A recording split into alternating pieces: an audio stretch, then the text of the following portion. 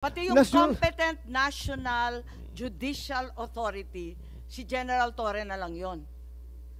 Wala ho kasing form ng ano. And then liwanag competent national judicial authority. Sino naman yun? Wala naman doon kundi police. Madam Chair, may I? Ano ho kasi, yung lumalabas ho kasi rito, talagang even the ICC, the form they use is for extradition purposes. Makikita po naman judicial authority, kasi yun ho talaga experience nating lahat. This is the first time na may nag-surrender po sa kanila. Then they don't even know our domestic law. Kaya po, this is a way to push things up.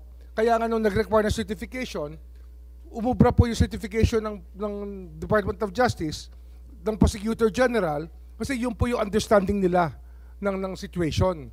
Pero this is an extradition form, kaya ang mga tanong po dyan is for extradition, not for surrender.